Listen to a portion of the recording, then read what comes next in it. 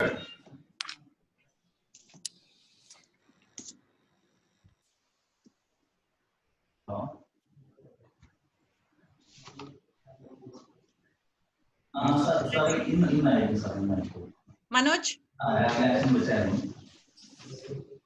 Manoj?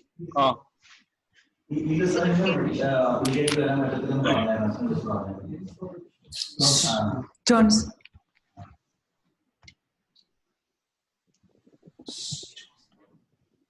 Good afternoon, one and all. On behalf of the Department of English and IQAC of Fatima Mother National College Autonomous, I am happy to present to you the second webinar in our series, The Role of Humanities in the Context of the Pandemic. We are indeed indebted to our manager, Reverend Dr. Roldan Jacob, Principal, Dr. Vincent B. Netto, IQAC Coordinator, Dr. Shaiju, and team members, Dr. Sijin and Bridget Thomas, for their support and help in the conduct of the webinar. I thank Dr. Minnie Abraham, Assistant Professor, for accepting our invitation to speak on this occasion, hoping that all of you would benefit from this talk. And now it's over to Dr. Parvati, Dean of Arts and Associate Professor of our department, for the welcome address. Dr. Parvati. Thank you, Cynthia. A very good afternoon to all the participants of the webinar. We are now facing an extraordinary situation, not experienced by human beings of the past 2 generations. Infected by COVID-19, we are sure that the world will not remain the same as before. An education system too is changing, and it ought to. Webinars, virtual classrooms, and online teaching learning process are becoming the order of the day. What can we learn from human responses to epidemics and pandemics in history? What insights and perspectives can humanities provide, especially in understanding the social aspects of epidemics? These are the noteworthy questions we have now in our minds during this time of corona and lockdown. The humanities have a key role in helping battle epidemics, not in the biomedical sense, but in terms of the larger questions of representations and the rhetoric of scientific truths and so on. And here lies the significance of the webinar series on teaching and learning humanities in the context of the 2020 pandemic, organized by the Department of English, Fatima Mother National College, Kollam. The first in the series was a talk by Dr. Pramod K. Nair of the Department of English at the University of Hyderabad. According to him, the assumption that the humanities and critical thinking have nothing concrete to offer in the time of crisis is wrong. He stated that epidemics and pandemics are humanitarian crises and hence a subject of the humanities as much as they are the subjects of biomedical situations, biologists, and medical experts. Today, we have the second webinar in the series organized by the IQAC of FMNC, a talk on the role of humanities in the context of the pandemic by Dr. Minnie M. Abraham, Assistant Professor of English, Bharat Mata College, Kochi. On behalf of the coordinator, Dr. Vincent B. Netto, Principal, Chairman, Dr. Father Roldan Jacob, our Manager, and Dr. Shaiju PN, Coordinator of IQAC, I extend a very warm welcome to Dr. Minnie. I also take this opportunity to welcome Dr. Cynthia Catherine Michael, the head of the department. It is my privilege to welcome Dr. Manoj S. of our department, who as a convener of the webinar series, prepares the brochures, brings the resource persons, and does everything to make the webinars possible. I sincerely extend a cordial welcome to all members of our department, both faculty and students, and all other participants, faculty from other colleges, students, and research scholars who have made this webinar possible. I'm sure this webinar too is going to be a memorable experience for all of us. Thank you. And over to Manoj.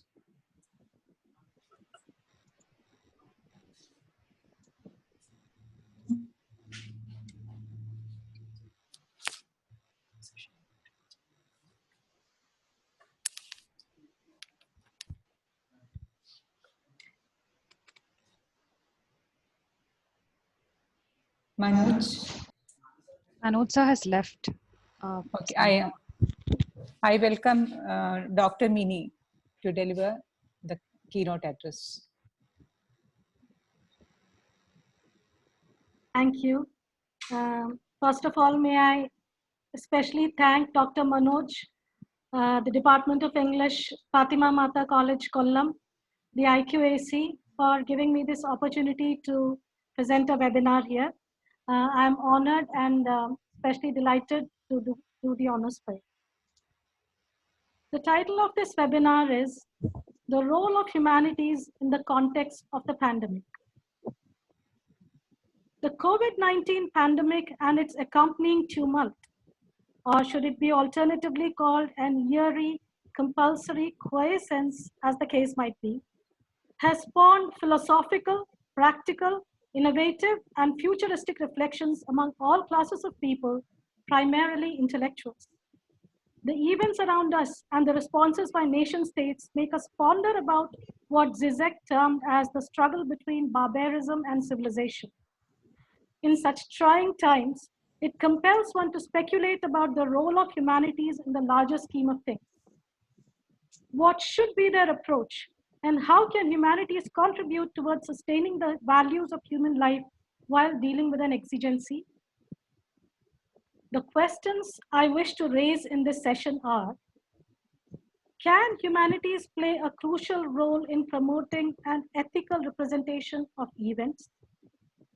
And how can the constituents that make up the spirit of humanities, that is, critical thought, daring imagination, empathetic understanding of the human experiences of many different kinds, understanding the complexity of the world we live in, how can these be played out in the context of the pandemic?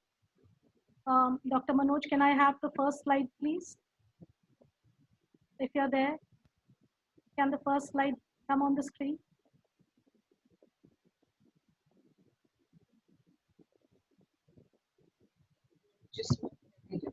Can the first slide come on the screen, please?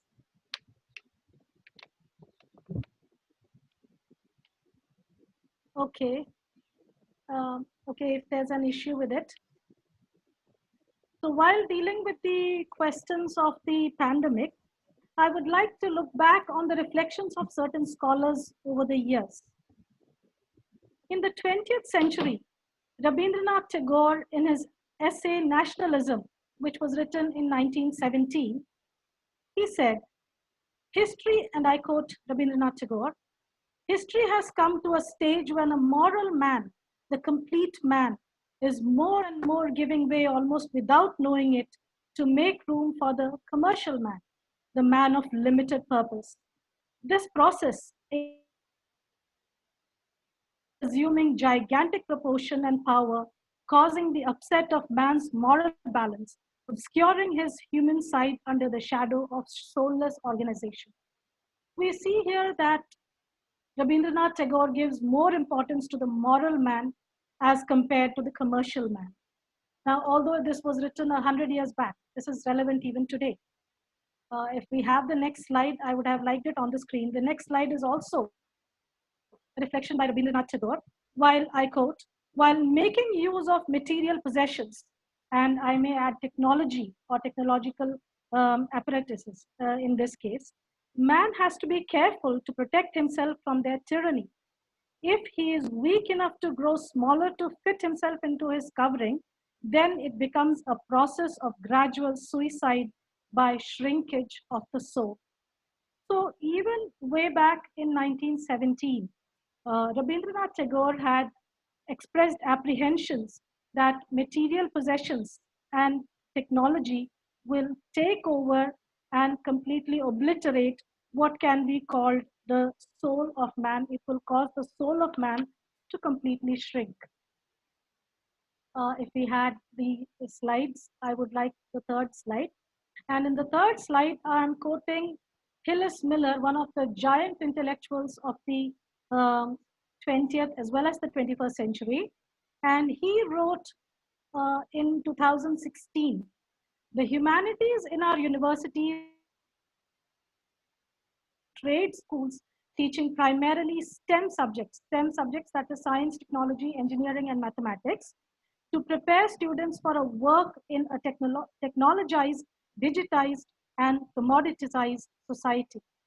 Now, the apprehensions which were expressed by Rabindranath Tagore 100 years back, these were playing out in our universities in 2016 or in the 21st century.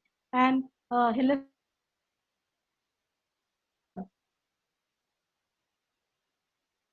comes to denote the sort of thing that a well-planned machine can do better than a human being can. And the main effect of education, the achieving of a life of rich significance, drops by the wayside. So all these show that humanities is probably being sidelined in schools and universities. And Hillis Miller continues, he says that it is extremely difficult to demonstrate that humanities departments bring any financial return at all. He calls it bang for the buck, or that majoring in English is preparation for anything but a low-level service job or a low-paying job teaching English. Now, the problem is that today's world is increasingly data-driven, and even UGC, it keeps on asking for outcomes. It keeps on asking for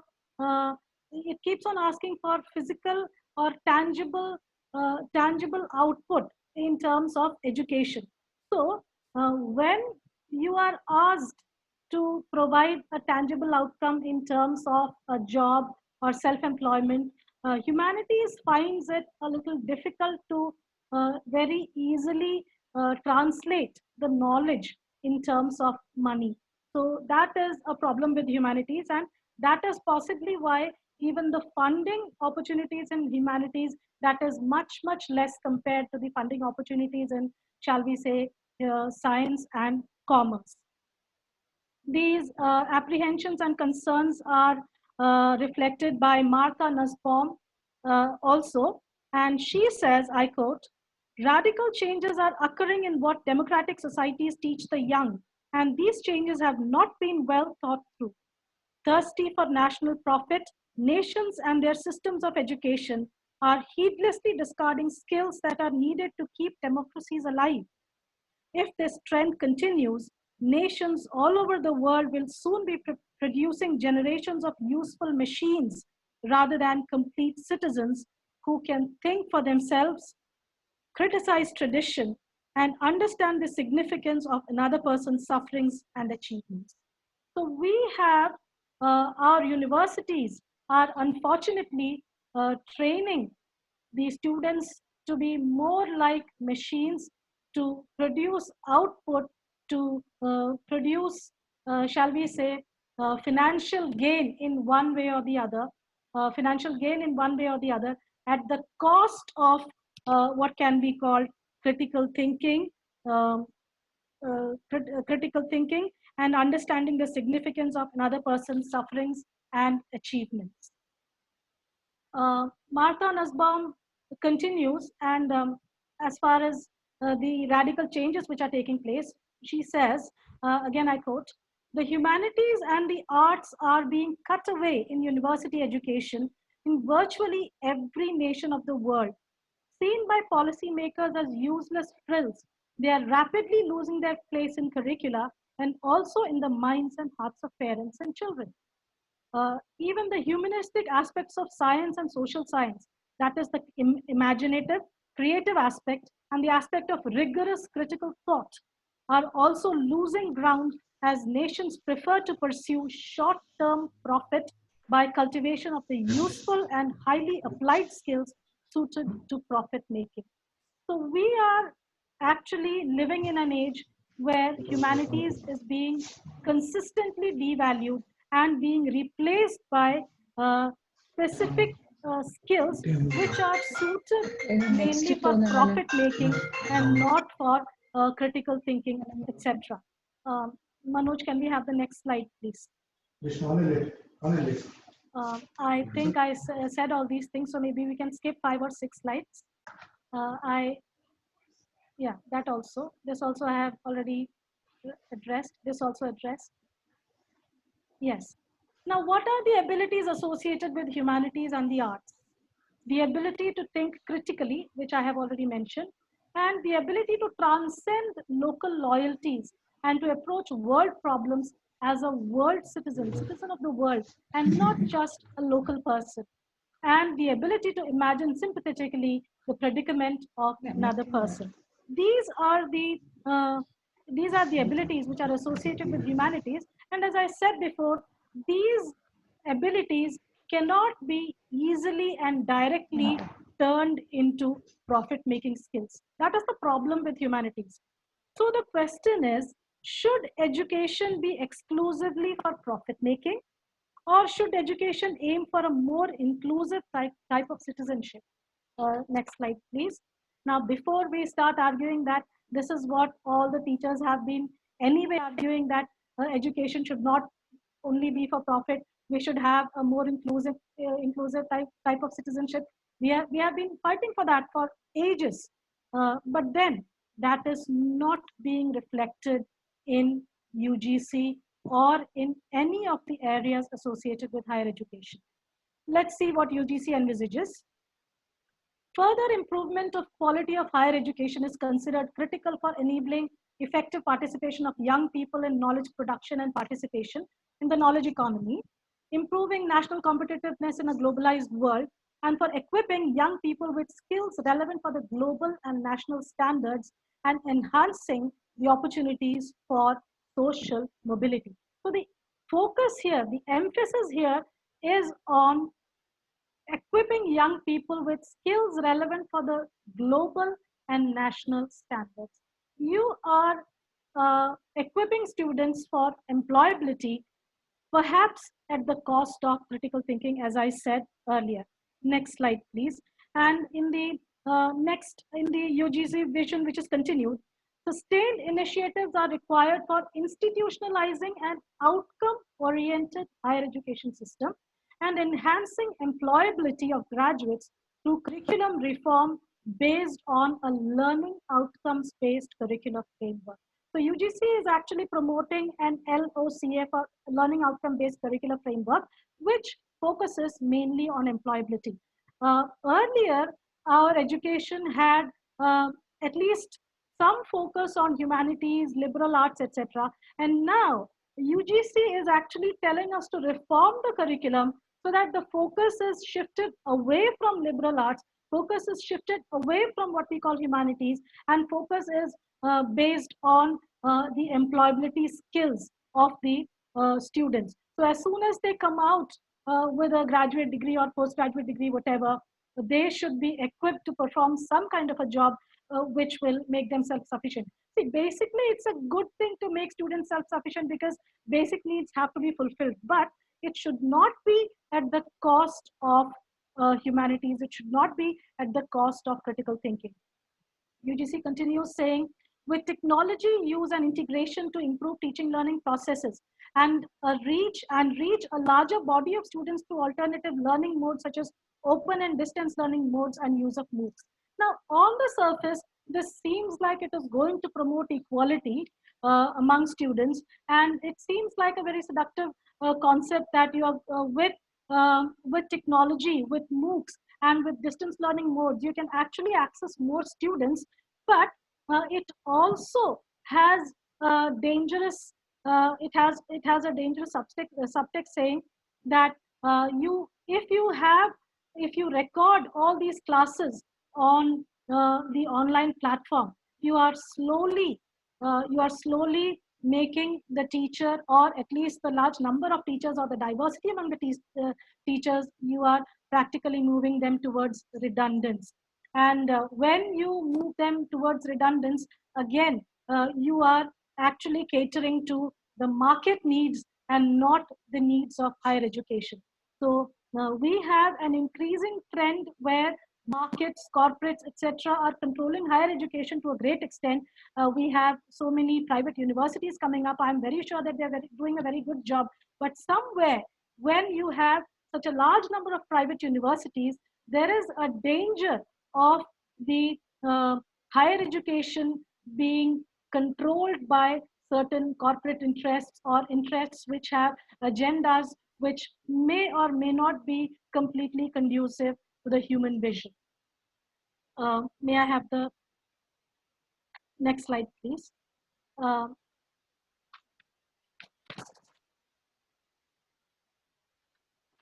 Okay, so now, so these were some of the general reflections of scholars. So I come back to my paper. So I say that the universities across the world, by a progressive devaluation of humanities, are training lesser number of people in humanities. This is what happens. In an increasingly technologized, commercialized, and commodified, as well as data-driven world, the humanities represent the ideological, the intangible, and the non-quantifiable. When an attempt is made to reduce everything down to numbers, humanities eludes the framework. This could be the reason why the nation states, corporates, and the drivers of the market regime are uncomfortable with humanity. I think I've not quite reached Judith Butler. We can have the previous slide itself. The importance of humanities, yes, the importance of humanities can be measured by what Hillis Miller calls the accuracy with which the literary and non-literary works reflects the world, reflects the real world, or functions as a guide to conduct for readers living in that world. Its role is also to promote among students and public critical thinking that might help them to resist being taken in by the lies with which they are bombarded from all sides these days by the media. He's actually referring to fake news, etc. So critical thinking actually helps the reader to discern between fake news and the genuine. This discernment can be developed through critical inquiry into the representation of events. Humanitarian agencies and practitioners can attempt to reduce the gaps between research, practice, and policy by putting up organized studies and assessments to be converted into helpful actions. Now, when we talk about humanities research, this is where the role of the academia in humanities comes in. You have the academia, you have the media, you have the popular, you have various versions of humanities. And this is where the relevance of the academic branch, that is trying to reduce the gaps between research, practice, and policy. This is where the relevance of the humanities branch of academic branch of humanities comes in. Representation, central to the humanities, thus becomes a primary tool in playing out the politics of what gets projected and what gets obfuscated. Or it is known that representation is a central concern of humanity. The ethical representation can be done through literature's many acts of what Martha Nussbaum calls moral communication. She contends that moral communication partakes both of the specificity and of the emotional and imaginative richness of an individual's efforts and behavior. She also elaborates upon terms like moral perception, which implies a fine development of our human capabilities to see and feel and judge, an ability to miss less, to be responsible for more. So that is her concept of moral perception. We have a habit of sometimes missing out the uncomfortable and focusing only on the comfortable. So humanities leads us towards moral perception, which develops in us the ability to miss less and be responsible for more. While discussing the ethical representation of events, Thomas Lacker proposes the notion of moral imagination, defined as the imagination that allows us to regard the suffering of distant humans as making the same sort of claim on us as the suffering of proximate ones. Usually, the suffering of people who are right in front of us, close to us, that makes an impact on us, but the suffering of proximity, that does not touch us. So Thomas Lacker says that we have to develop moral imagination in order to feel the wrongs suffered by strangers, even if they are at a distance, as strongly as the suffering of the people who are close to us. So Lacker says it is the capacity to feel the exigency of wrong suffered by strangers at a distance. The representation driving the moral imagination could be in the main literary, but cultural texts such as photography, films, and even memes can play a crucial role. So I have taken now to come down to the specifics. So far I have been talking about the general options of humanities. Now I come down to the texts and the study of three texts. In times of national lockdown, which everyone is facing, it is only possible to feel the experience of strangers from a distance. Obviously, we are all cooped up inside the home. While musing on the function of humanities as a response to and reflection of events, I argue that cultural texts cutting across genres in media and focusing on the COVID-19 related situation of migrant labor. I have taken 3 texts which focused on the travails of the migrant laborers who could not manage the lockdown and because there was no transport, etc., they had to walk hundreds of kilometers towards their hometowns.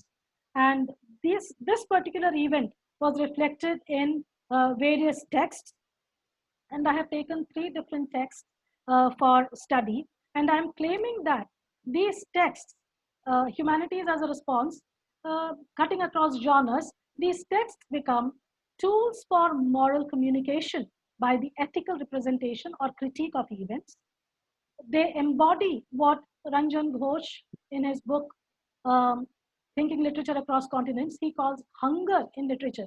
He brings out a concept of hunger in literature, and these texts also act as agents for empathetic engagement with the other. So humanities also is, the central concern of humanity is also the empathetic engagement with the other.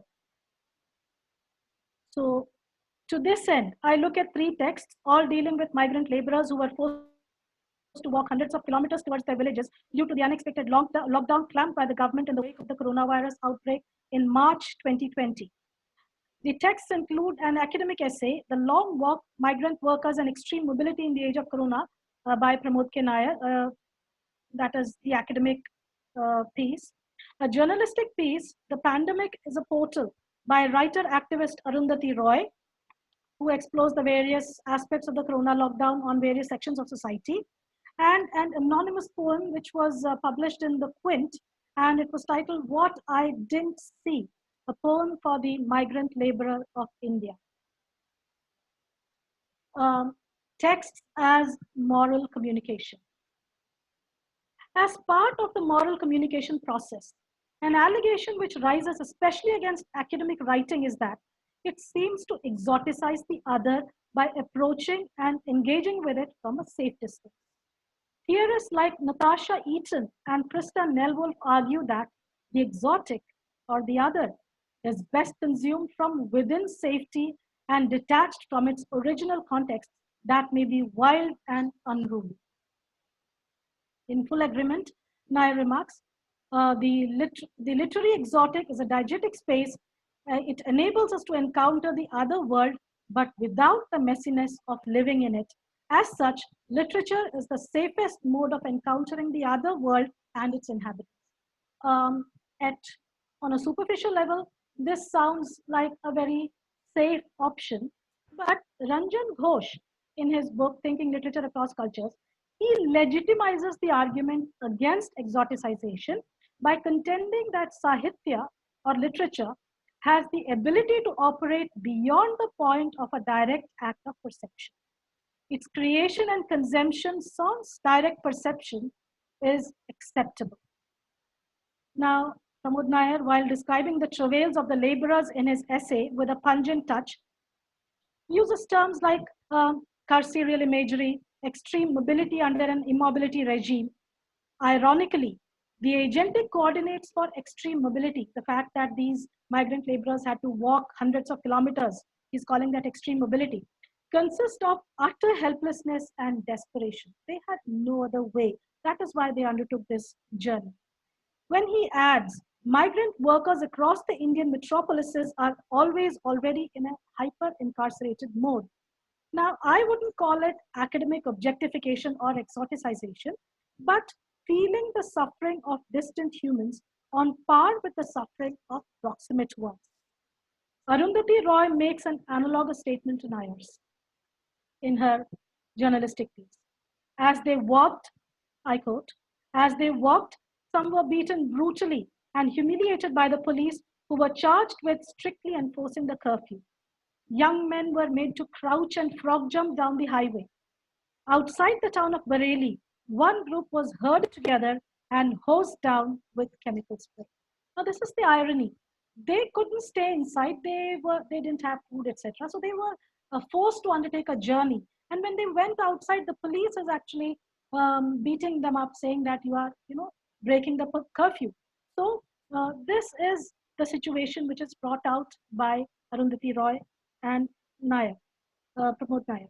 In a different key, the poem expresses strong emotion evoked by a visual on TV.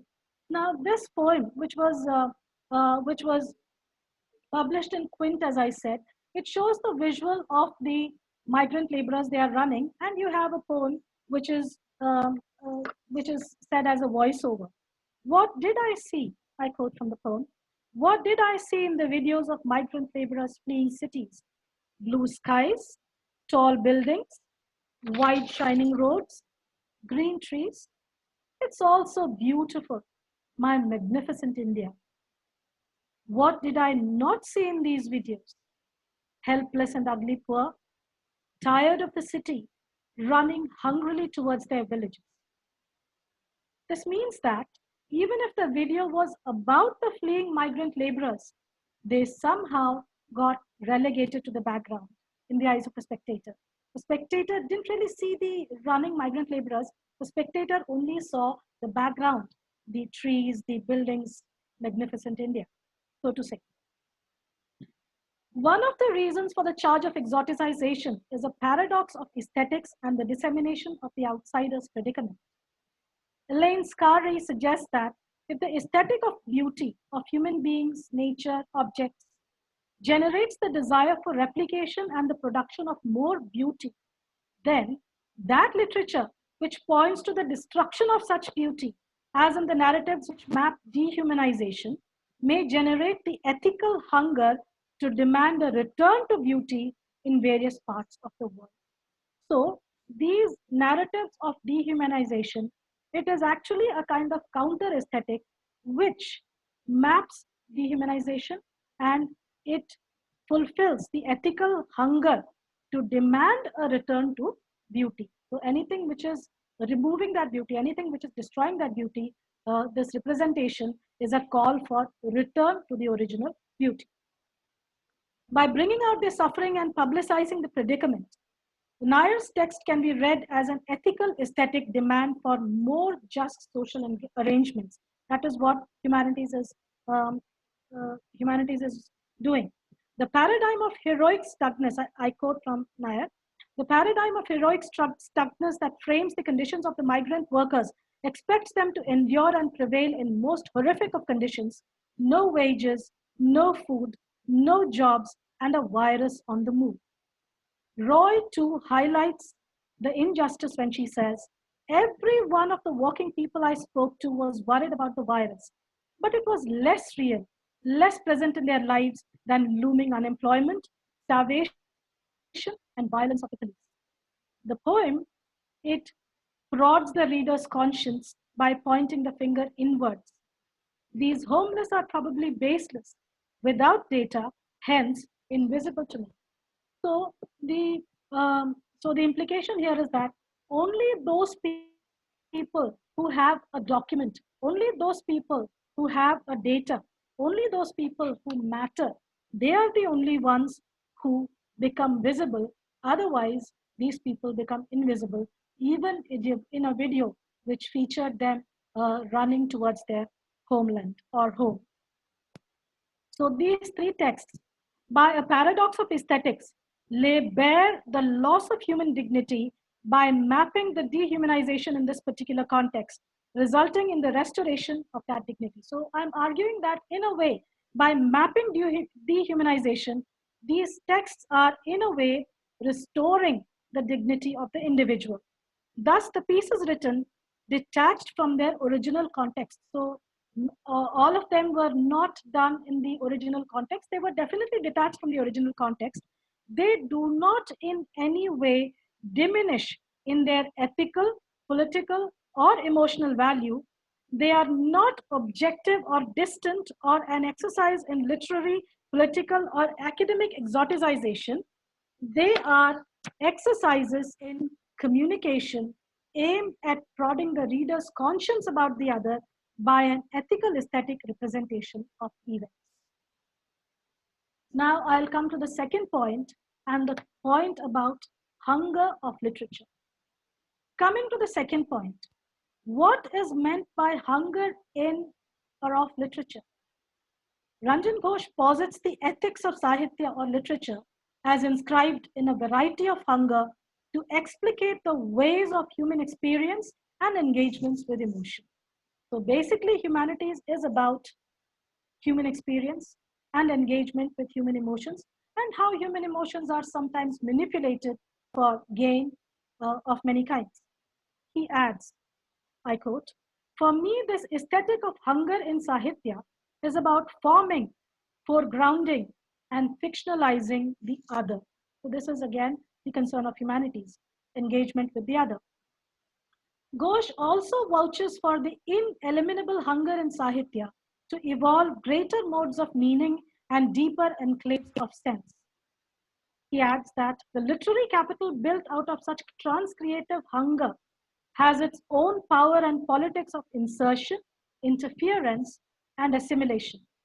Hunger inspires recycling, reimagining, and recombinatory energy.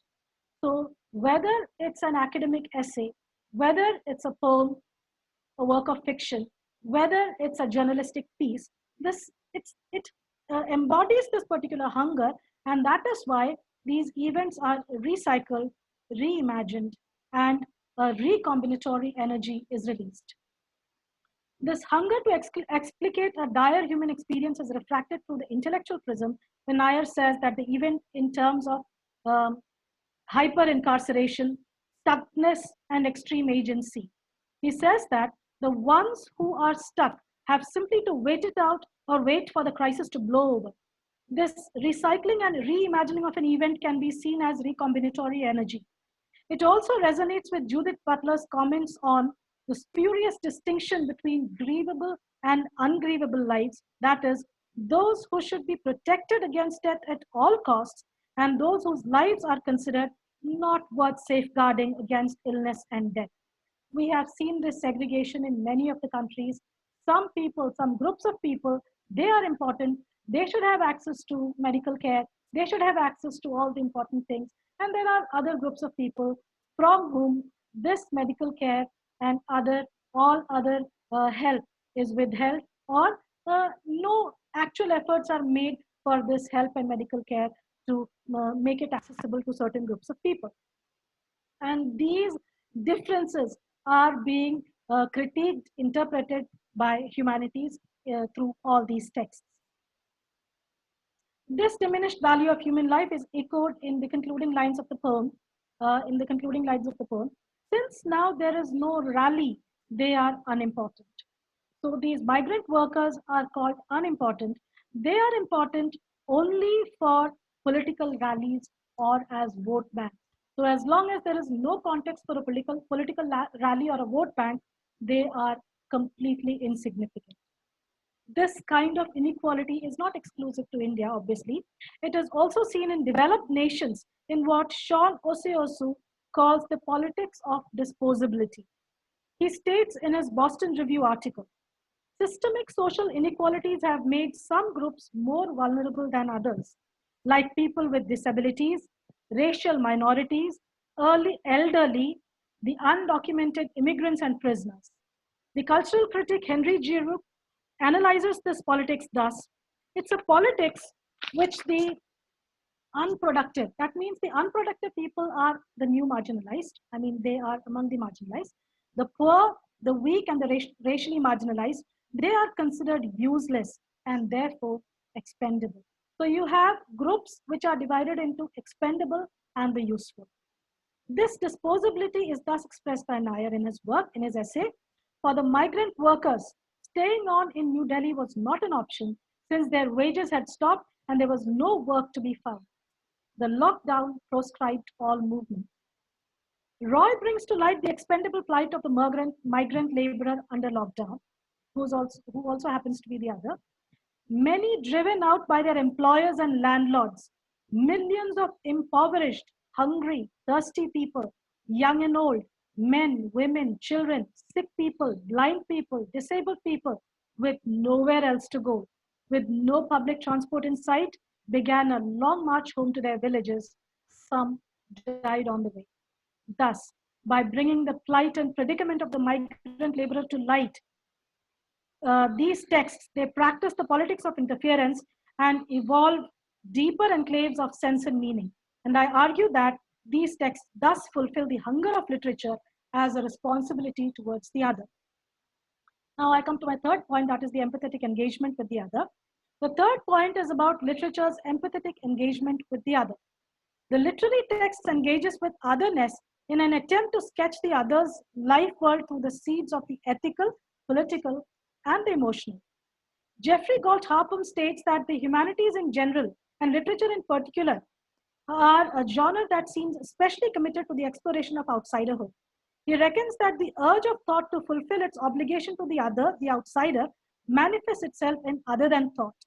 The three texts express their commitment to ethical explorations of outsiderhood. The leaders and policymakers, while clamping the lockdown, completely ignored the plight of the daily wage earners and the poor, who happen to be others and outsiders. Nair in his essay says, when immobility regimes such as the lockdown are put in place, there is a significant segment of the city's population, the floating migrant workers, for whom a whole new regime is instituted. Roy pours out her indignation at the travails of the migrant laborers thus.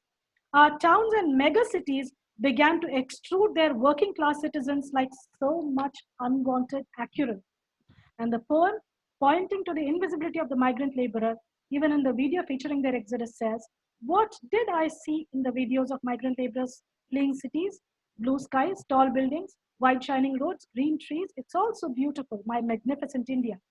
And we see here a moral communication at work when the poem talks about the invisibility, inaudibility, and the insignificance of the fleeing masses.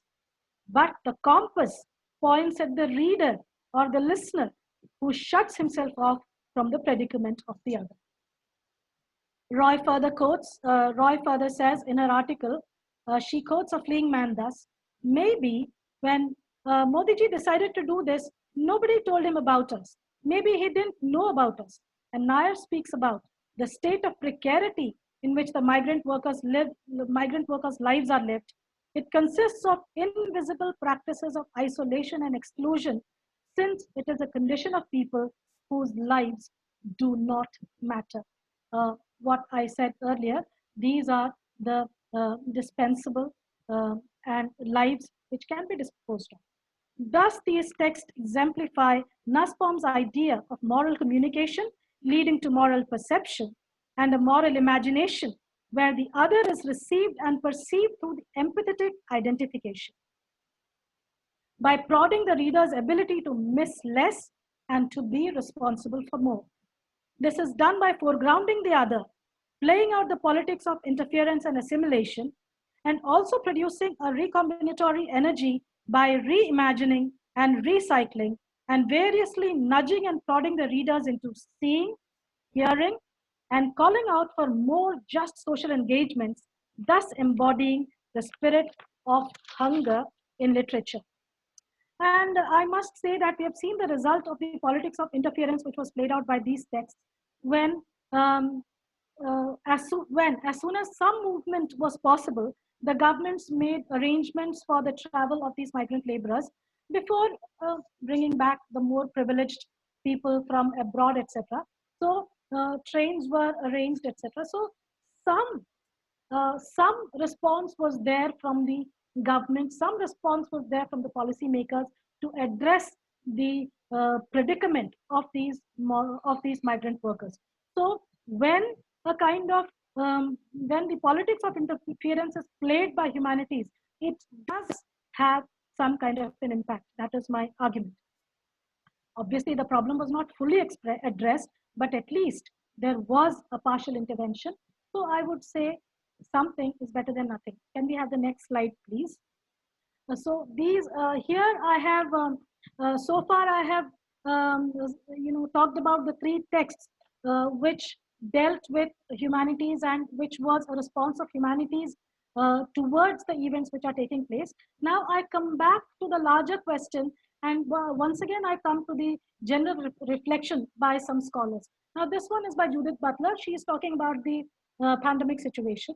On one hand, we are asked to sequester ourselves in family units, shared dwelling spaces, or individual domiciles, deprived of social contract and relegated to spheres of relative isolation. On the other hand, we are faced with a virus that swiftly crosses borders, oblivious to the very idea of national territory. The question, so she also talks about, which I have already addressed here, she also talks about the question of who will live and who will die is treated as a cost-benefit problem by some governments. And this is a question which sometimes the markets are deciding. I'm proud to feel that India has not taken that route, and India has forced a very strong lockdown. And I think our policies have not been cost benefit driven. So that way we can be very glad. May I have the next slide, please? The next slide is also about Butler.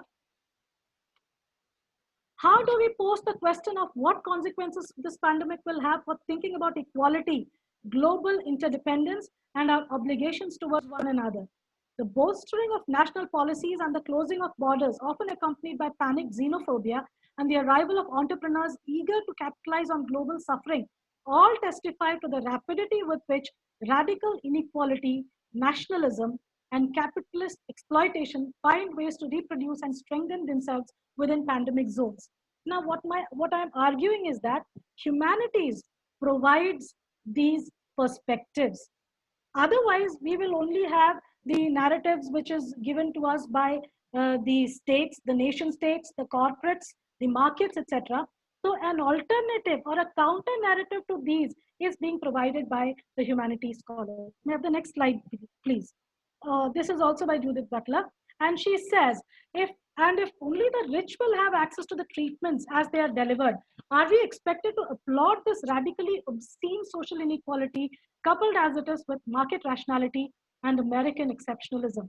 So she is saying that the differences which are being played out, she calls it obscene social inequality. And in conclusion, I'd like to conclude by saying that humanities perpetually encounters a dilemma. If representation of violence and unjustness is done, one may be accused of exoticization, catering to voyeurism, and academic exploitation. On the other hand, to stay silent about violence is tantamount to being complicit with it. If we remain silent, do we not further marginalize the already precarious lives? This is the inherent paradox of all works in human rights and ethics. Silence around these issues is read as ethical by some. I mean, hey, you should not show and write about the unpleasant things, so that it is considered ethical by some, but some others consider it complicity with the evil or the bad or whatever. However, isn't literature the fuel on which activism lights its fires? And policymakers are compelled to act and retract, at least occasionally.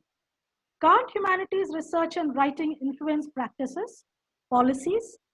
Does it not impact and shape the public pulse and its social cultural thinking?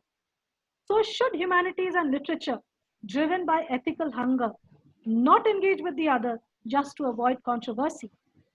And I would like here to echo Martha Nussbaum's concerns, which comes in the next slide. Everywhere, greed and narcissism contend against respect and love. All modern societies are rapidly losing the battle as they feed the forces that lead to violence and dehumanization, and fail to feed the forces that lead to cultures of equality and respect. Can we have the next? Yes, right. If we do not insist on the crucial importance of humanities and the arts, they will drop away because they do not make money. Everything is being measured and evaluated in terms of money. So if we do not insist on the crucial importance of humanities, there is a danger of humanities dropping away because they do not directly translate into money. Next slide, please. And they only do what is more precious than that. So Martha Nussbaum is saying that humanities does something much more precious than simply making money. They make a world that is worth living in, people who are able to see other human beings as full people with thoughts and feelings of their own that deserve respect and empathy, and nations that are able to overcome fear and suspicion in favor of sympathetic and reasoned debate.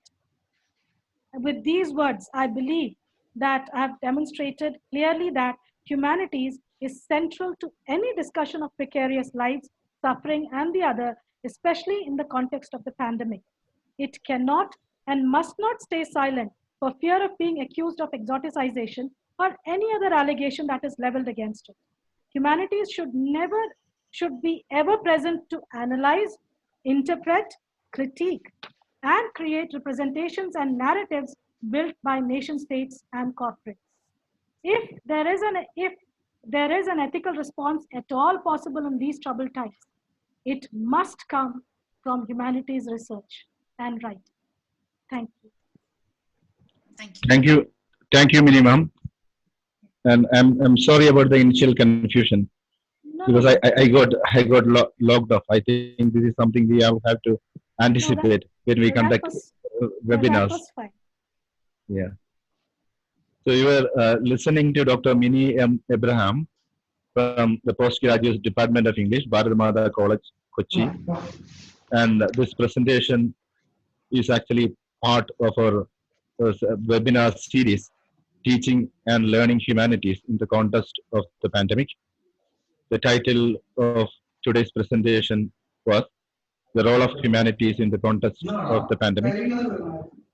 Now let me say a few words about Mini Ma'am. This I was expected to do earlier, but this happens probably in webinars. Now she's an engaged scholar and interested in a variety of topics from linguistics, Indian writing, cultural studies, literature, you name it, post-colonialism and ELT. She's also interested in future studies, which you might have already noted. And she's actually a member of English Language Teachers Association of India and English Language Teachers Interaction Forum. She is a vibrant personality, as you might have already noted. She was the NAC coordinator of her college, Bharat and is currently the IQAC coordinator. She is also the series coordinator of the ongoing Golden Jubilee webinar series arranged by her department. Of course, some of you might have already listened to some of those webinars which she had presented earlier. I think their webinar series is still continuing. More webinars are on the way. Thank you, Mini Ma'am, for this wonderful presentation. I think we can take questions now. Yeah. If you have questions, you can type it in the Q&A section. You will find an option there on the bottom of your screen. You can click that. Questions are in the Q&A option. You can type in your questions. So, Mini Ma'am. Yes. Hello. Yeah. Yes, I can hear. Now, what is your conclusion? Can humanities actually play a crucial role in promoting an ethical representation of reality? Yes. That is what I have argued throughout. Humanities is playing a role, although the problem is that it is being devalued in schools, it is being devalued in universities, it is devalued wherever funding options are there, but still it is making an impact in the sense that these voices of scholars, even if these voices of scholars, it acts as irritants to many of the policymakers, it acts as irritants to many of the governments, and because it acts as irritants, they are forced to take some action wherein their policies are sometimes anti-humanistic, and they are driven solely by financial considerations, etc. There are many instances wherein the governments, corporates, etc. They are doing an about turn, and they are changing their policies. So I think it is because of the voices of humanities which are being aired in many ways, whether it is academic essays, whether it is journalistic pieces, whether it is the ubiquitous poetry which is circulating in the poetry and memes which are circulating in the media, social media, everywhere. So I think these are actually making inroads into policies. These are actually making inroads into the All government right. thinking machinery. So yes, Yeah. Yeah. I think humanities is making an impact, although there are huge efforts to downplay. Yeah. You have to remember that this is the age of post-truth. Yeah. So you feel that Reality. humanities can make a change.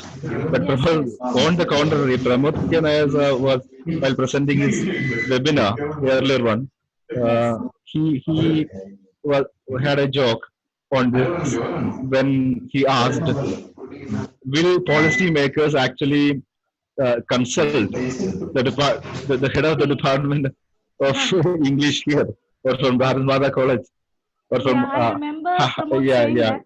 I yeah. remember Pramod saying that if the government is making a policy, they are not going to invite the Yeah, yeah, the accuracy head of the coordinator department or of head of the departments. department of our colleges. But my point is this: when these voices are on TV, when these voices are in the digital space, at least it means that the common man has access to these views.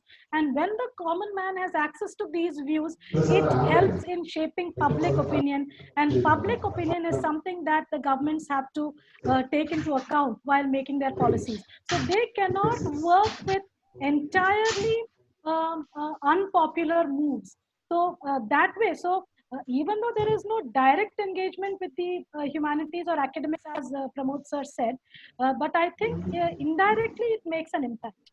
So that's why I had argued that as far as the migrant laborers are concerned, before bringing, bringing the people from abroad, and before bringing the people with agency, a little more agency than the migrant laborers, trains were arranged for these people to go to their native places. So that I consider as a proactive politics of interference. Yeah, yeah, that's right. I agree with you here. Minimum, can you see the questions from our Yes, I Q&A think section? so. Yeah. I think there is a question from Devika. Devika says, what is the future of humanities in the digital online driven world that is coming? See, I would like to argue that although this is basically a technological and data driven world, what is the content being dealt with by the technology? Technology is used for, disseminating ideas. Technology is used so that more people can listen to more music, more people can listen to more they can see more movies, and it is for communication. So it is the essence of being human, that is communicating with each other, playing out the love, expressing your emotion, addressing your boredom by listening to more music, more movies, etc. So the essence, the content, the content with which technology plays, that comes from the field of humanities. So humanities can never ever be wiped out. So if you can have the platform for dissemination, but what will you disseminate? You will disseminate music, ideas, essays, songs, movies, and all this is the essence of humanity. So we have a future. Yeah. We have more questions. Can you read it from your screen? I can see Rohini Poti. I don't see Manoj. Can you read it out? Yeah, yes. Has technological advancements caused for the degradation of human values? Is this connected? Okay. Yeah. Has technological advancement caused a degradation of human values? See, the point is human beings have become somewhat slaves to technology. So if you talk in terms of, we have so many memes, We have so many memes wherein a drowning man is there and you have a crowd outside, taking the picture of the drowning man and not a single person giving a hand. So Yeah. maybe, yes, to some extent, but that is one side of technology. I still argue that the other side of technology is that it is helping us keep up our relationships. It is helping us keep in touch, and it is also helping us to disseminate more ideas. That is the other side also. One side is, yes, possibly human beings are acting a little bit more like zombies, but Mhm. the other side is it is also helping us keep in touch with each other. Which side do you feel will outweigh the other? Uh, I am not a future studies scholar, uh, although I'm interested in that. I would, as an eternal optimist, I Mhm. don't think it is stylish for literature people to be optimists, but I am an eternal optimist. I would like to feel that the human values will remain as long Yeah. as human beings are there. Possibly they'll be relegated to smaller and smaller pockets, but it will not be wiped out completely. And I do believe that pockets of humanity, pockets of ethics, pockets of good, wonderful, nice, warm, these will remain somewhere. It will not be completely obliterated. No. Yeah. Uh, me, Mini ma'am, Yeah. um, Meena teacher from institute has already initiated a discussion on the topic. Okay. Now, yeah, she feels that cyborg universities will take over and will Yeah. monopolize Yes. the whole scenario. So Yes. what do you feel? Because only the universities and colleges Yeah. who have the proper platform to implement online courses, Yes. they will monopolize the whole scenario. So what Um, about marginalized sections of students like from yes. Kerala itself? We have the scheduled tribe. Yes. How far is See, this accessible to them? right now, if one takes a very dispassionate look at the scenario today, it does look like the digital divide is going to increase. It does look like all kinds of divisions are going to increase. And I also read in an article which was published, I think, yesterday, which was being shared on WhatsApp yesterday, that cyborg universities are going to take over. But see, everywhere I would say there are pockets of tradition.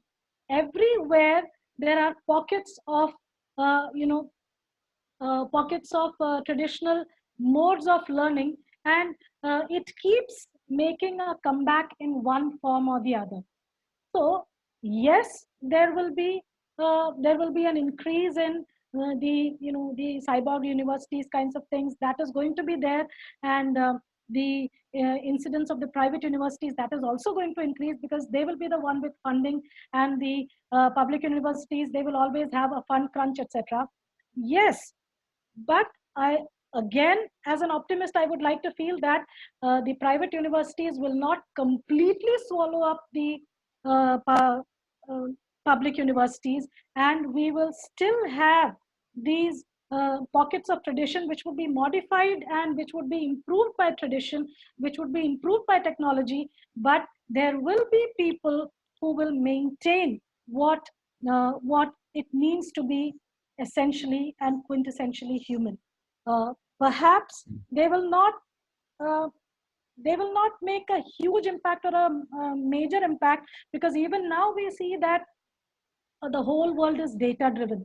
The example which I want to give is, the as far as UGC and NAC is concerned, how Mhm. do they evaluate achievement? UGC asks you, okay, how many people passed? How many got this much percentage? How many of your students were placed? And if your students were placed, how many of them got, what is the median salary? What is the highest salary? What is the lowest salary? What is the median salary? So it's almost as if gaining knowledge or gaining critical thinking, which is very difficult to bring down to numbers, that is being sidelined in favor of what is observable and what is measurable. So yes, there is a danger that. Uh, yes, there is a danger, but let us hope, as teachers of English and scholars of humanities, that our faculty or humanities remains to spread sense, remains to spread common sense and balance in a increasingly disruptive world. That's what I hope. Yeah, thanks. Now, thinking about the fund crunch that you just mentioned, Yes, yes. now we have a question here regarding the American publish or perish concept. Okay. Publish or How, perish concept, yeah. yeah, yeah, that's a, that As far should as the be, publish or perish concept is concerned, I think our UGC, our government, in its new educational policy, it is trying to combat. It's trying very hard to combat this publish or now perish the kind of question is policy. how can academicians tackle this problem of fund crunch here? And, They let me have to just answer that first. continue doing their research. They have to publish. Yeah. Let me. So the As far autonomy as of the publish. work will itself be influenced by this. So, as I said, our government is trying to envisage 3 levels of universities. One is research universities, one is teaching universities, and one is, junior colleges. So, what the government is saying is that let the research universities do the research and let the junior colleges or let the colleges do the teaching. So, there won't be too much focus on research when it comes to the colleges. So this thought is still in the pipeline. It has not been implemented. So I think that publish or perish policy of the West, to some extent, our national government is trying to address that by. I'm not saying that the national educational policy is completely ideal, but at least it is making an effort to address this by saying that only the research universities, if you are a research universities, your job is to do research. So they will have funding, and the rest of you concentrate on teaching. What is the second part you had said, Manoj sir? Yeah. Fund crunch. Fund crunch. This fund will this fund crunch actually influence the kind of autonomy of the produced work? I am afraid yes. Will the quality be affected? I am afraid yes, because throughout the ages, funded research will have some kind of an agenda.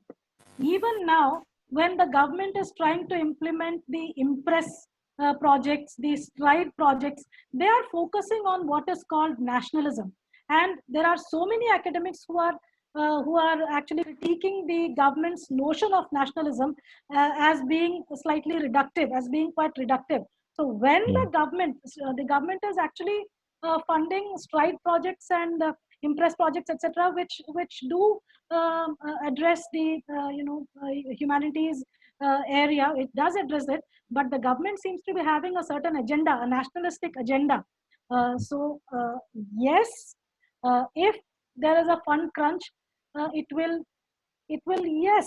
affect the quality of research, and it will also affect the direction of research, because as I said, when the government is saying you have to be nationalistic, there was a lot of argument about it. You have to be nationalistic means it obviously means that the screening committee, they will decide what kind of a proposal is adhering to the nationalistic interest, and what kind of a proposal is not adhering to the nationalistic interest. So those kinds of problems are there. And in the old days, we used to have these patrons for poets, singers, etc. So we can hope that we will have, if the government is not willing, the government is doing it within a certain agenda. Absolutely, absolutely. But we can hope that we will have a group of patrons, so-called patrons, or kind of modern day patrons, who will fund and finance genuine research in humanities, which will help us to interpret, which will help us to analyze, and which will help us to create new perspectives and paradigms in the new world. It will also help us to understand the world which we are living in. Absolutely, man. The government will not be stopping all its fund altogether anyway. We have more questions. In the post-COVID scenario, should our present syllabus be revised to incorporate subjects of more concern to humanity? Yes, that is what we feel. We feel that the syllabus should be revised, but then again, there is this trend of catering or pandering to the market trends. There is this tendency to pander to the market. So the market is only interested in people with a certain limited kind of skill, and concepts like critical thinking and things like activism. You cannot directly convert activism into money. So when UGC insists on outcomes, when UGC insists on measurable outcomes, and when the outcomes are assessed in terms of how much salary or how much money you made, this does become a problematic realm. Yes. Thank you. Can you go on to the next question? Can you? I couldn't quite hear that. Can you go on to the next question? I think you can read from your screen. Let me just check. How long can the traditional pockets hold on? So as far as the, traditional pockets have always been there. It's just that to what extent they come to the mainstream, that is a different question. Traditional has always been there, and traditional pockets will hold on. Whatever happens, traditional pockets are going to hold on. To what extent they will influence the mainstream, to what extent they will influence the mainstream in terms of money and impact, etc., that remains to be seen. But I do not see the complete obliteration of traditional pockets. I do not see the complete obliteration of religion. I do not see the complete obliteration of any of the traditional pockets in any area, including education. We will have, it's just that maybe less number of people will follow that, but then there will also be a comeback, as has been seen in many cases. Are there any more questions? I can't see any more on my screen. Let me just check. If there's any more, if you read it out, I'll try and address that.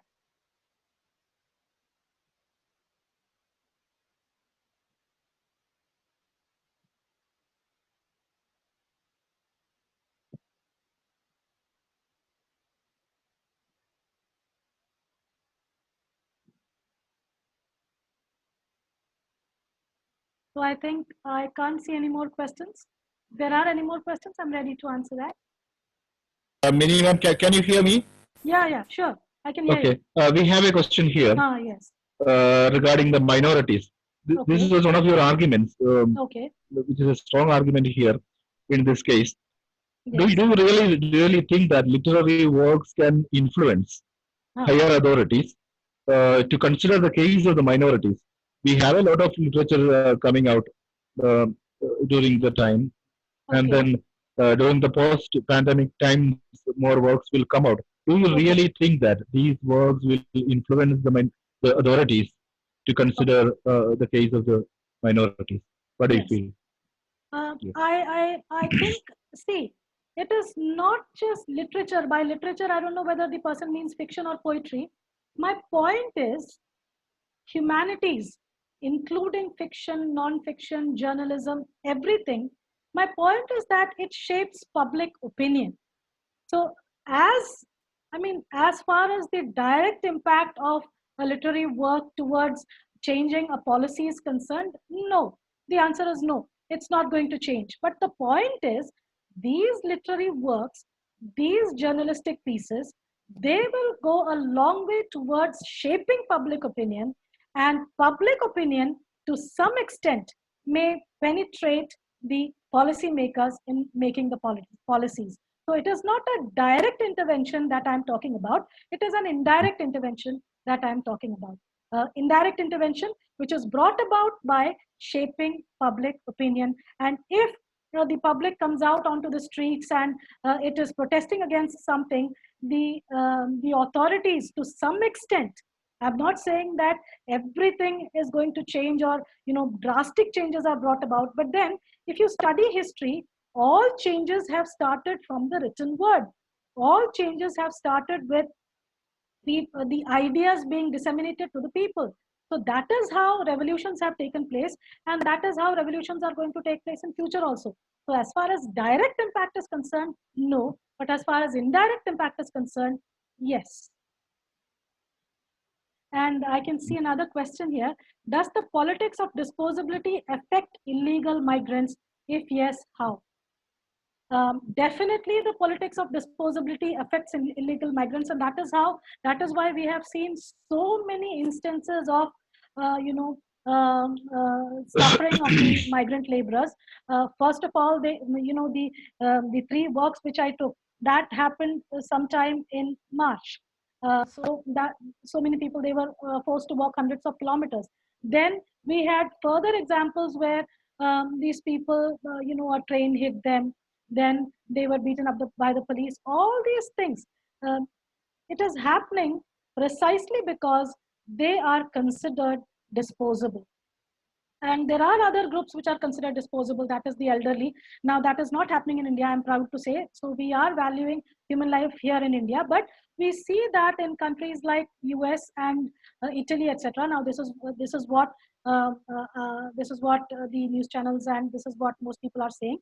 The elderly, the marginalized, the people who do not have illegal immigrants, as you mentioned, all these people who do not have the records to show the numbers, yes, they are being affected more, because healthcare and other health that is not being made accessible to them, and that makes them extremely vulnerable. That makes their lives extremely precarious. Yes, they are affected.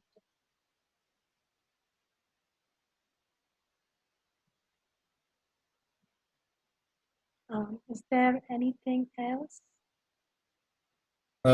We have more questions coming up. Can you just Okay. scroll your dialog box? Scroll up, I'm scroll not it up. getting, Manoj, that's what. Okay, I shall read it out. Yeah, sure. We have one from Lakshmi Menon. Yes. As you have rightly said, we are in a digital era of post-truth and quick dissemination of propaganda. Yes. Isn't public opinion largely being shaped by the social media platforms that are speaking to them on a more basic level and often moving the discourse into a government stand?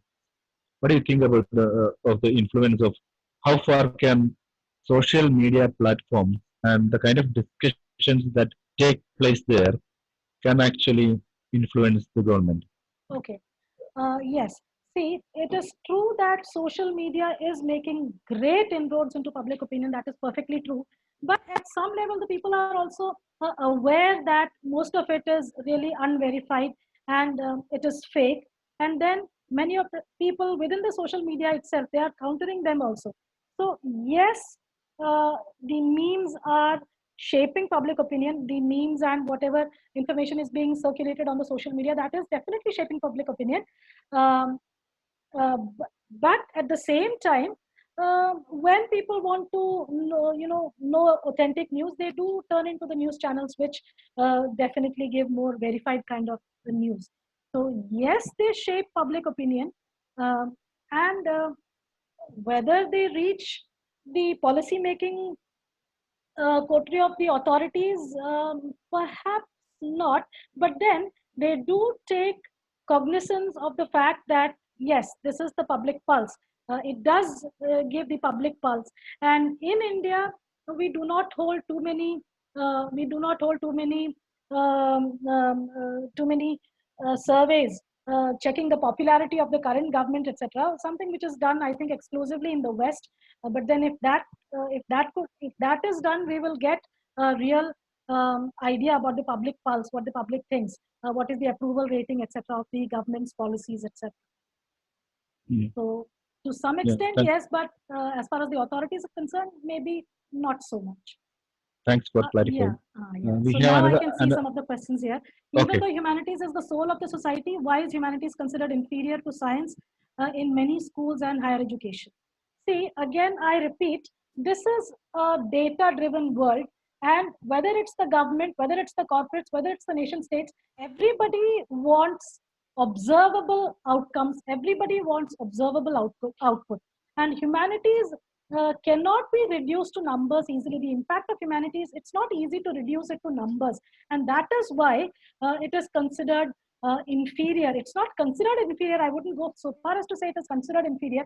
People are more uncomfortable with humanities as a discipline in many schools and higher education. And what will be the scope of humanities in the post-corona time? See, I think the journalistic pieces are already here. The memes are already here. And the fiction, I think, is in the making. And we will have a large body of literature. We'll have a very large body of literature in the post-corona time. Mapping all the emotions, mapping all the experiences of the human beings. That is, I think, forthcoming. Definitely, it's forthcoming. I think Alan Anthony's question, I think I had answered earlier. Has technological advancements caused for the degradation of human values? And I think I had answered that. How will the publisher perish? I think I answered. Yes, you did. Okay. Can you tell a practical application by citing some examples? Tumala Chandrasekhar. I think I cited examples. I cited examples of the migrant laborers when so many newspaper articles, when so many poems, when so much literature was actually written about the migrant laborers, the government was actually goaded to take steps to address their problems before it took steps to bring more privileged people from abroad. So I think that was answered. And Preeti Krishna, my apprehension is that will this new technologically enabled teaching learning process in the colleges dehumanize our classrooms? Very much so. I share your apprehension.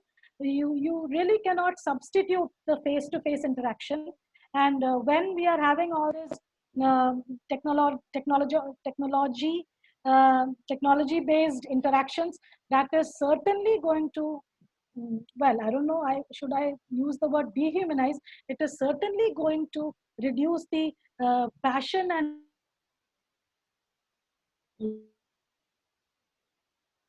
Kerala government, Nandu Krishna, Kerala government began to use the term guest laborers instead of migrant laborers. Is it accurate to identify it as a result of the positive engagement of humanities discipline? I would like to think yes, because so much was written about them. The government had to see, they were treated like guests also. They were given food and all those kinds of things. I think the Kerala government is doing a brilliant job, and I recently saw a clip being circulated wherein Pranay Roy of NDTV, he was interviewing our chief minister, and our health minister is also being interviewed. So the world is taking cognizance, the world is taking note of the way Kerala has been treating each and every section of its society, including the migrant laborers. Yes. Rashmi Girilal, but in the near future, technology will become accessible only to the wealthy and privileged section. Most of the services that we avail for free will be sold to us for money. Yes, you are absolutely right. Many of these educational platforms, they are making their services free for us during the corona time. And yes, it will cost lakhs of rupees just after the pandemic is over. Yes, you are absolutely right. Will there be a situation where the ones who get the technology now will be deprived of it in the future?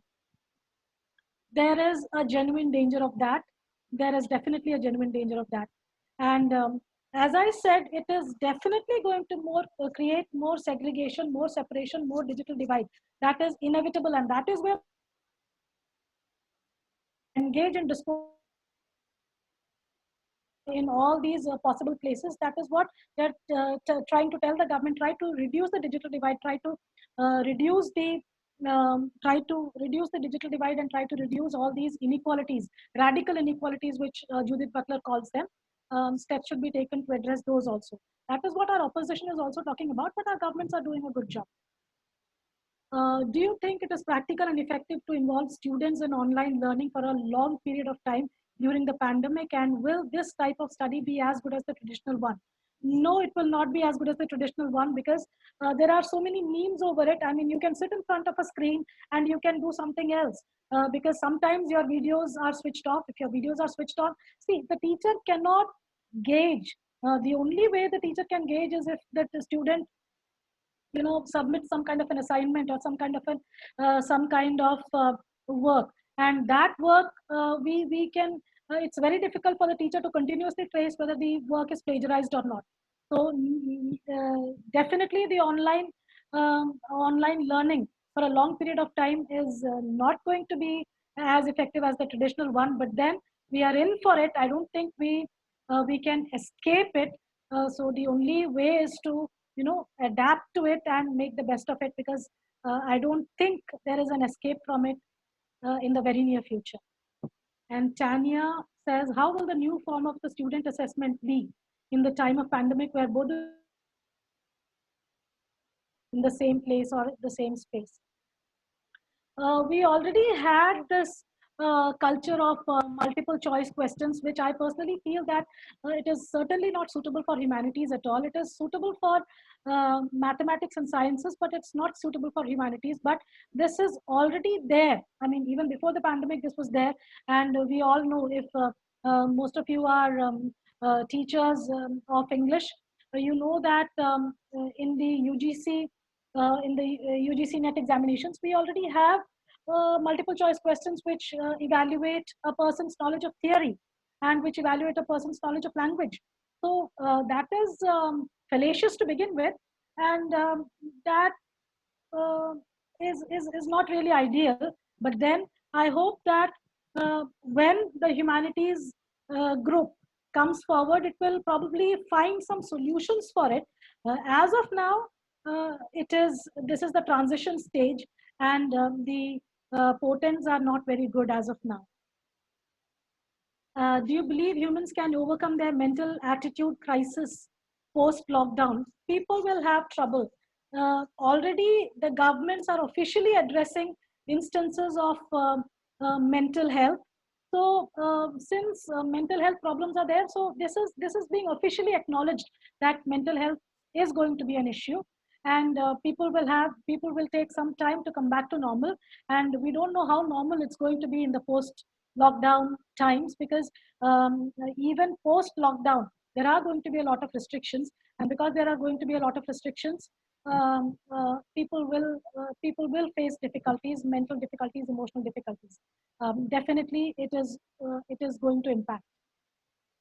It is problematic that the National Educational Policy's answer to publish or perish is completely negate not only the existence of research in arts and science colleges, but also the existence of the said colleges themselves. Wouldn't this signify that spaces that have the potential to create critiques of the state would be reduced to merely trade schools? You are right. This is an anonymous attendee. This is something like, underemployment. There may be a lot of qualified people who are employed in these colleges, and those who have the potential to do great research. And yes, if national education policy is implemented to the word, this will certainly negate the existence of research which is currently existing in arts and science colleges. But then the other way of looking at it is, the existing arts and science colleges, they can upgrade themselves to the level of deemed universities or universities, and then their research would be significant. So we can so one way of looking at it is that it negates the research. The other way of looking at it is that we can try and upgrade ourselves. How far can works of literature, this I think I had answered. Is the migrant laborer situation used by the media to mask the insufficiencies of the government schemes and implementation by giving it more screen space, and also to emotionally volatilize the general public into a state of apathy, which can be used to modulate political agendas and be used as a vote bank to the ideology of the political party? Yes, to some extent, yes. What you're saying is that there are other important issues which are being sidelined because the migrant laborer issue is given so much screen space. Yes, and that's that's part of my argument. It is the role of humanities to expose such hidden agendas of the hidden political agendas, the agendas of the corporates, to it is the role of humanities and humanities scholars and teachers to expose all these hidden agendas and bring it to light so that once again it can shape public policy and the people will be aware of the hidden agendas which are being used against them. I think Lakshmi's question I had already addressed. Yes. The last question I'm not able to read, Manoj. Yeah, What about the threat of misrepresentation and falsification of reality by a certain ideological hegemony, thus diverting the need of engaging with the impoverishment and imbalances obvious in the local, especially in terms of gender injustice? Okay, I did not address gender injustice in this particular talk, but yes, that is there. There is always a threat of misrepresentation, and I come back to my argument that it is the duty of humanities to teach critical thinking or disseminate critical thinking among the people so that they recognize misrepresentation. Now, what I'm talking about possibly can be an ideal state of things, but that is what humanities can aim to equip people to recognize misrepresentation and falsification of reality and the ideological hegemony which is trying to spread these kinds of misrepresentations. And yes, so hegemony works on diverting the attention of people towards something which is not important. So the role of humanities is to foreground what needs to be foregrounded once again, and to get the attention of the people back to what is important, and to expose the tricks, so to say, the semantic tricks, I would say, of the powerful people, so that they do not impoverish people. And yes, as far as gender inequality is concerned, that is again part and parcel of any event, I would say. Again, I repeat, by bringing it to light, by foregrounding the injustices, all the radical inequality, as Judith Butler puts it, only then we can create an awareness, and that is what mobilizes the change in society. Okay. Yeah. Thank you so much, Mini ma'am. That was a wonderful presentation, and you clarified all the doubts of our attendees. Thank you very much. Okay. We have a lot of messages here of appreciation, lot of appreciation pouring in. So thank you very much for the wonderful presentation. Now, now let me please invite Dr. Supriya to propose the vote of thanks.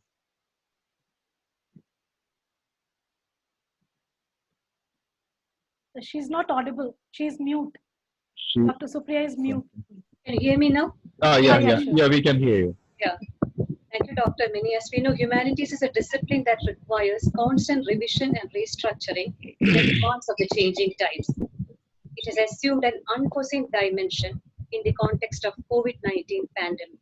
And that indeed was the relevance of today's webinar. Dr. Mini has put it in the right perspective through her observations, backed by her readings of Pramod Nair, Arundhati Roy, and the anonymous poem. She has argued how even the narratives of dehumanization become ethical, aesthetic representation, voicing out the predicament of the voiceless and the invisible as in the plight of the migrant laborers in the current scenario. So however much it is sidelined, just by virtue of its empathetic engagement with the other, humanities will make a world that is worth living in. It will continue to have its stay, as Arnold would put it, of the sustenance of humanity. On behalf of our college, IQAC, and the Department of English, I profusely thank Dr. Mini for insightful thoughts and lucid presentations. Thank you, Mini. Thank you. Thank you, Manoj. Thank you, Department of English. Just a second. Just a second. I haven't wound up. Just a second. May I continue? I'm sorry. I also wish to, yeah, sure. I also wish to place on record our sincere thanks to our manager, Reverend Father Roldan Jacob, and our principal, Dr. Vincent B. Netto, for all the support they have given us. A word of special thanks to our IQAC coordinator, Dr. Shaiju, whose keen enthusiasm and initiative has been the driving force in conducting the Fatima webinar series. Equally worth mentioning is the technical expertise extended to us by Mr. Bridget Jacob and Dr. Sijin, who helped us go through this without any hitch. Our HOD, Dr. Cynthia Michael, has been diligently streamlining the whole procedure for the smooth conduct of the seminar. Thank you, Dr. Cynthia. Now about Dr. Manoj, the convener of today's webinar. He is one who keeps himself abreast of the latest developments, both in the field of literature and in the field of technology. A rare combination that is the need of the hour. Thank you, Manoj, for helping the department keep pace with the times. Now, a huge big thanks to all our students, current and former students. Happy to meet you all out there in the virtual space. It is your warmth that keeps us going on, dear children. I also thank all the participants for the interactive session, which actually made this a very fruitful exercise. I could hear the apprehension of the current generation about the future of the humanities. I think all that we have to do is to strike a golden mean between technological advancement and the preservation of human values. I think we can wind up on this note. Thank you, one and all. Over to Thanks Dr. once Manoj. again. Thank you, Supriya ma'am, and thank you all. Thank you, Mini ma'am, and all the participants. Cynthia ma'am, I think we can wind up the section now. Yes. Okay. Thank you all very much. Thank you, Mini ma'am. Thank you. We hope to Thank- have another webinar soon. We'll keep you informed. Thank you. Thank you. Thank you. Thank you.